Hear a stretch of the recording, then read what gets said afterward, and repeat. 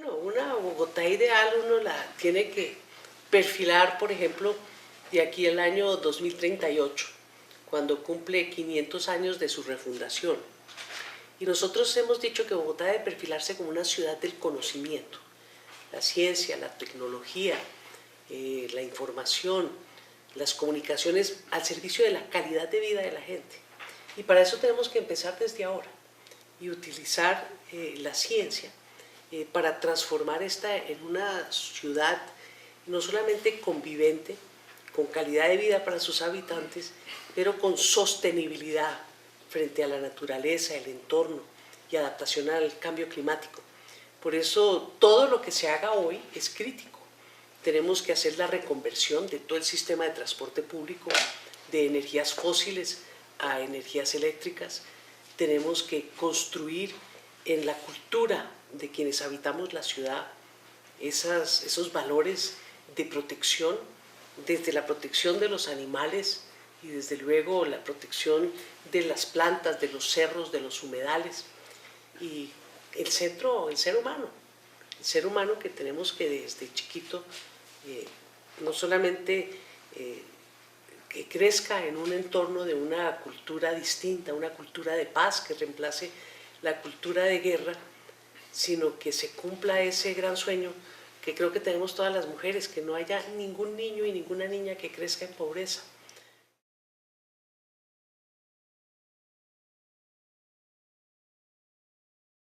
Uno no puede tener una ciudad del conocimiento sin un sistema educativo, primero que todo orientado al pensamiento crítico y desde la primera infancia. Una ciudad que privilegie desde luego la ciencia, la tecnología como instrumento de política pública y de inversión para mejorar la calidad del empleo, para mejorar la calidad del entorno, para mejorar la calidad de los servicios y de la calidad de vida de los habitantes. Entonces, nosotros en el programa que estamos construyendo tenemos un profundo compromiso con la ciencia y tecnología vinculada a la academia y dentro de un contexto del trípode esencial que requiere el desarrollo de la innovación, que es el gobierno, la empresa y la academia en una sinergia que desde luego empiece en la primera infancia, como le dije, en todo el sistema educativo, pero se centre fundamentalmente en lo que hablamos en la campaña presidencial, la necesidad de la innovación, ciencia y tecnología y la investigación en la universidad con un apoyo público importantísimo, porque esos recursos no van a venir de otra parte.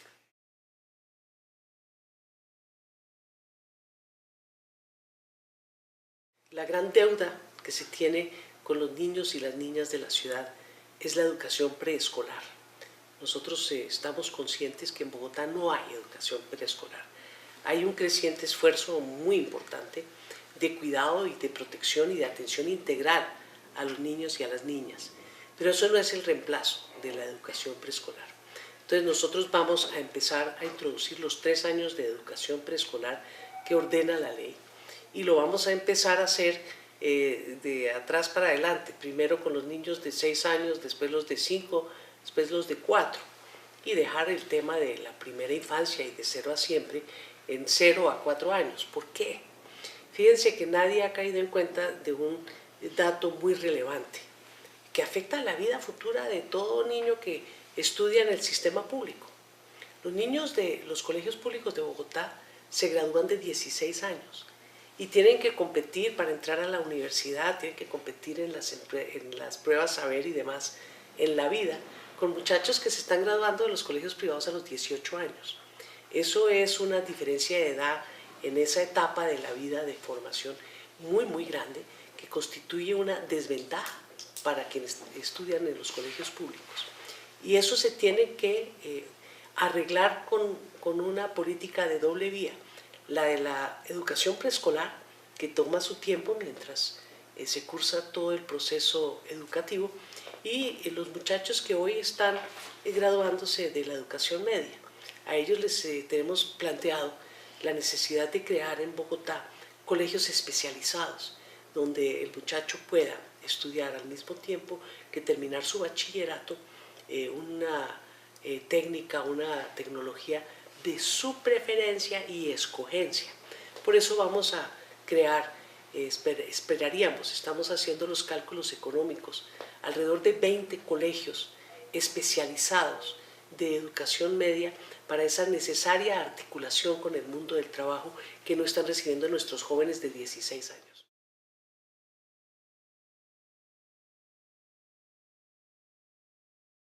No, en el tema de la educación preescolar, cuando se estructure como tal, se puede acudir a recursos del gobierno nacional del Sistema General de Transferencias para pagar los docentes nuevos de especialización en preescolar, que es absolutamente necesario. Pero desde luego el distrito está en disposición de concurrir a esa financiación porque también se necesitan instalaciones nuevas, por ejemplo. Hay que examinar colegio por colegio la construcción de nuevas aulas y espacios especiales para la recreación de los chiquitos que deben ser de carácter especializado. Entonces es un proceso que va a iniciar en nuestra administración y que esperamos culminar por lo menos, si no con 2, por lo menos con 1 año de preescolar completo de cobertura universal. Sí, el 40x40 es un inicio hacia la jornada completa, que se tiene que seguir profundizando y generalizando. 40x40 toma artistas formadores en actividades extracurriculares por fuera de los colegios. Y nosotros tenemos que empezar a integrar ese sistema que tiene características de extracurricular con algunos aspectos curriculares. Y lo que hemos venido planteando es la necesidad de que los colegios en su tránsito hacia la jornada única tengan tanto curricular como extracurricular en materia de artes, de humanidades, de música, de deportes. Y eso es un proceso bastante difícil de integrar. Necesitamos muchos más espacios escolares, pero también necesitamos muchos más artistas formadores y muchos más maestros pedagogos en todo lo que tiene que ver con la educación artística.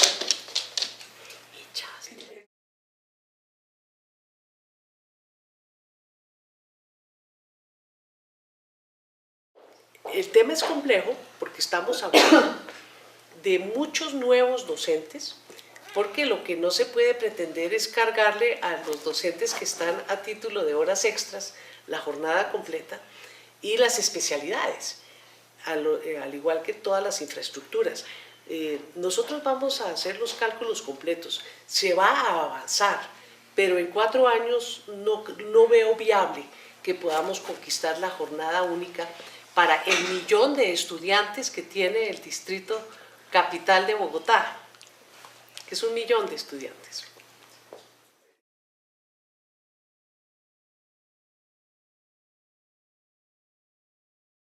Yo en eso tengo una discusión.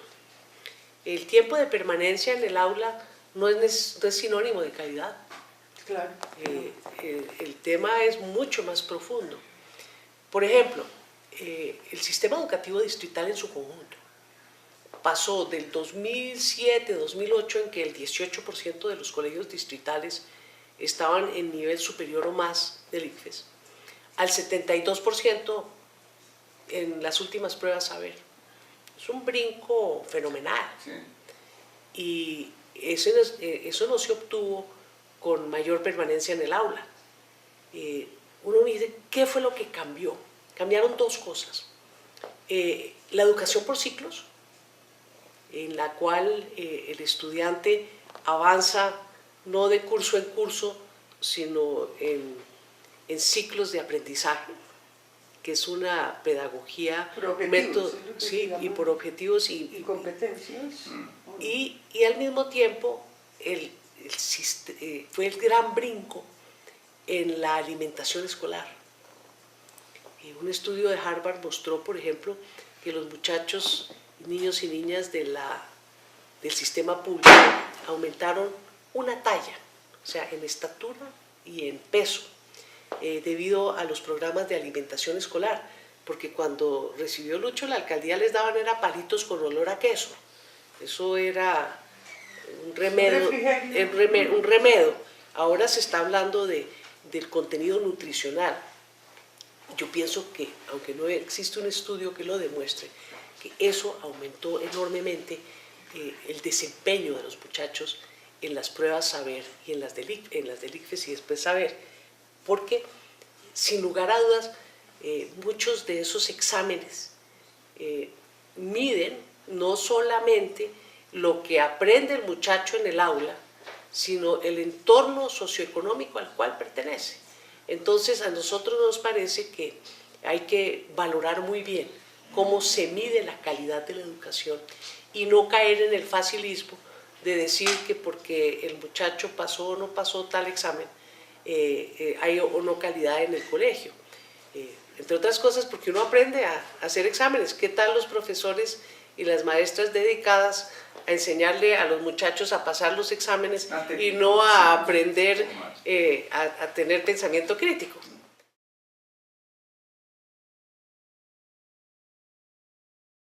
Mire, yo creo que es con los mitos que se van generando en las sociedades en los cuales juega un papel muy importante los medios de comunicación. A nosotros nos metieron el mito de que la educación pública es mala y la educación privada es buena. Y resulta que hay colegios privados magníficos como los hay públicos. Y hay colegios privados malísimos como los hay públicos. Lo que pasa es que el peso de la educación está en el sector público, especialmente el orientado a donde no hay réditos económicos y utilidades grandes por la escasez de recursos de las familias. Entonces ahí es donde tenemos que concentrar el esfuerzo más grande, porque es donde tenemos las deficiencias de entorno, de salud, de acceso a tener a los padres en el hogar, etc., por las horas tan largas de trabajo que implica pertenecer a un sector social del rebusque y de poco empleo formal remunerado con estabilidad. Entonces la realidad es que la educación pública tiene que entenderse como un bien público. Eso se lo he escuchado a pedagogos, a amigos de todos los tipos de la educación. Pero inclusive la educación privada es un bien público. Por eso tiene que tener regulación. Incluyendo la privada. Y hacía un profesor en un foro de los Andes la siguiente comparación. Decía, mire, es que es un bien público que como el agua debería llegar de la misma calidad a todos los hogares. Entonces, el tema es verdaderamente sensible. Pero yo le quiero dar otro dato que muestra que no estamos equivocados quienes defendemos la educación pública para que llegue de la misma calidad a todos los hogares. Y es que hay una convergencia en los resultados promedio de los colegios públicos de la ciudad con los promedios de los colegios privados. Cuando en el 2004 estaban a 40 puntos de diferencia, el promedio de los públicos más bajo que el de los privados, ahora se distancian solo por 8,7 puntos. Eso es un avance inmenso de una convergencia que está mostrando los avances extraordinarios del conjunto de la educación pública, teniendo todavía enormes problemas de calidad en un fenómeno que tenemos que vencer, que es la segregación social de la ciudad. Entonces, ahí es donde está el meollo de la igualdad de oportunidades, el meollo de la reproducción de la pobreza y de la reproducción de la riqueza, en la diferenciación tan grande de las oportunidades de educación de calidad de los estratos altos en colegios de nicho muy elevado y el grueso de la población en promedios inferiores.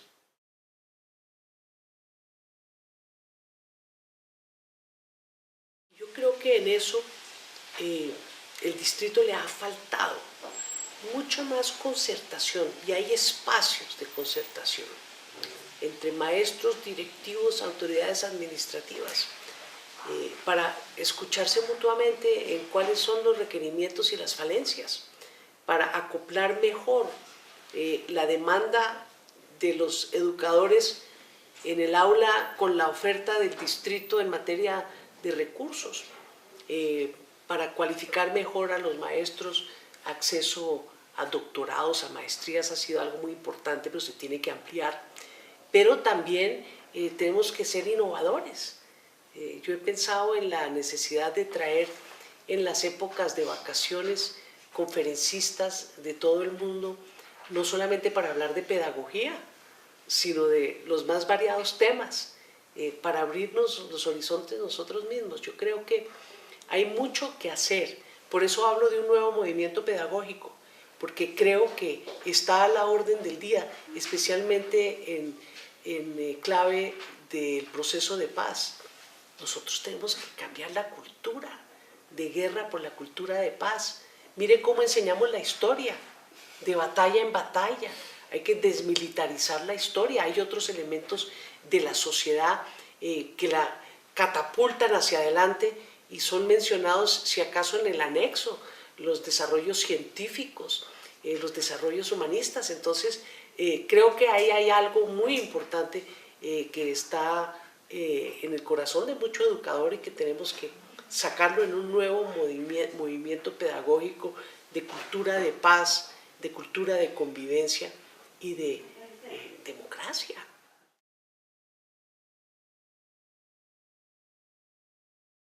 ¿Cómo se contiene la violencia? Bueno, ya nos han enseñado ojo por ojo, diente por diente. Entonces, ¿violencia se contiene con más violencia? Es una pregunta muy de fondo. Cuando estuve de alcaldesa, a mí me correspondió una labor hermosísima, que fue derribar las vallas en el estadio El Campín para el campeonato sub-20 de fútbol. Entonces, como eso era un campeonato internacional y el público era distinto, se veía por la prensa como una cosa muy linda, quitar las mallas, pero apenas terminó el campeonato, la presión fue para volver a colocar las mallas. ¿Sí? Porque las barras bravas, yo las llamo barras futboleras, porque las barras futboleras no iban a permitir jugar en el campo. Pues, ¿qué pasó? Retiramos dos cosas del estadio, las vallas y el ESMAD, y funcionó.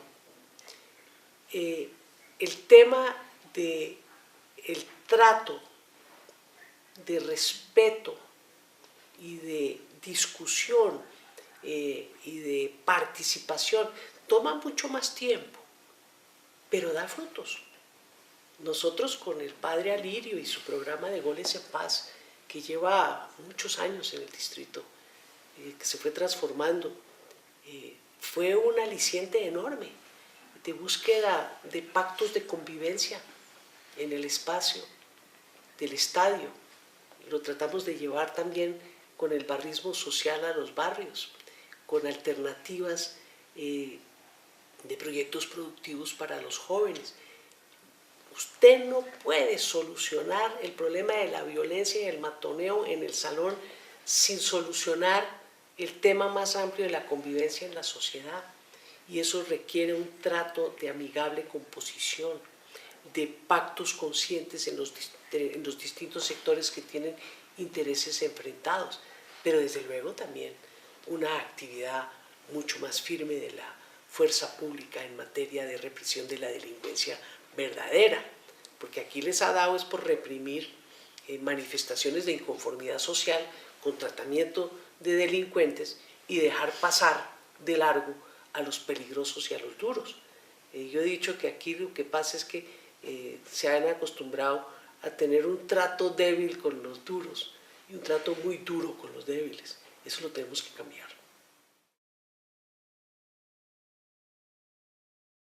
Bueno, el de la educación preescolar, sin lugar a dudas, es uno diferenciador.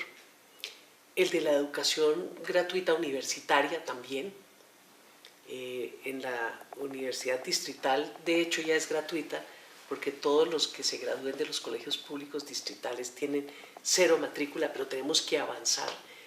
A mí me gustaría poder rescatar, reinstitucionalizar y recuperar la universidad distrital para la ciudad, para generar esta que es una magnífica universidad, es la más grande de la ciudad, abrirle la Facultad de Ciencias de la Salud, incluida medicina, y en los jóvenes de la educación media las oportunidades para en colegios especializados salir con su bachillerato y su título técnico, que es algo fundamental para que puedan ingresar a la fuerza laboral de mejor manera.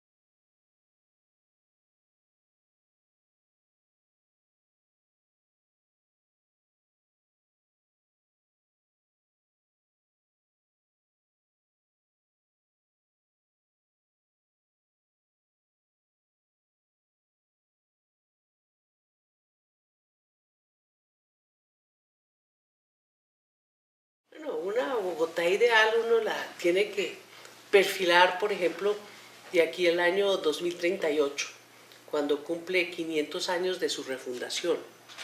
Y nosotros hemos dicho que Bogotá debe perfilarse como una ciudad del conocimiento, la ciencia, la tecnología, la información, las comunicaciones al servicio de la calidad de vida de la gente y desde la primera infancia.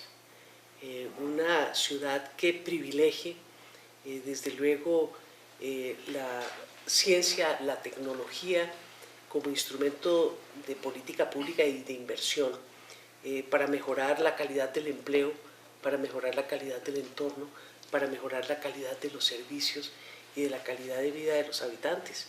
Entonces, nosotros en el programa que estamos construyendo tenemos un profundo compromiso con la ciencia y tecnología vinculada a la academia y dentro de un contexto del trípode esencial que requiere el desarrollo de la innovación, que es el gobierno, la protección de las plantas, de los cerros, de los humedales y el centro, el ser humano que tenemos que desde chiquito no solamente que crezca en un entorno de una cultura distinta, una cultura de paz que reemplace la cultura de guerra, sino que se cumpla ese gran sueño que creo que tenemos todas las mujeres, que no haya ningún niño y ninguna niña que crezca en pobreza.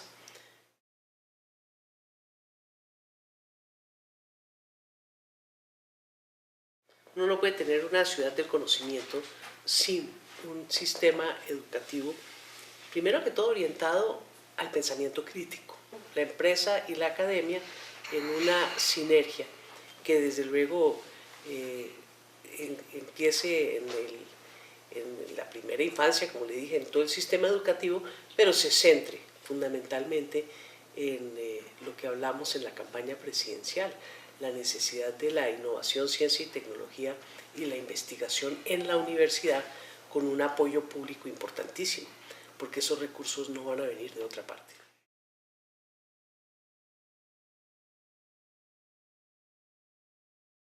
La gran deuda que se tiene con los niños y las niñas de la ciudad es la educación preescolar. Nosotros estamos conscientes que y para eso tenemos que empezar desde ahora y utilizar la ciencia para transformar esta en una ciudad no solamente convivente, con calidad de vida para sus habitantes, pero con sostenibilidad frente a la naturaleza, el entorno y adaptación al cambio climático. Por eso todo lo que se haga hoy es crítico. Tenemos que hacer la reconversión de todo el sistema de transporte público, de energías fósiles a energías eléctricas. Tenemos que construir en la cultura de quienes habitamos la ciudad esos valores de protección, desde la protección de los animales y desde luego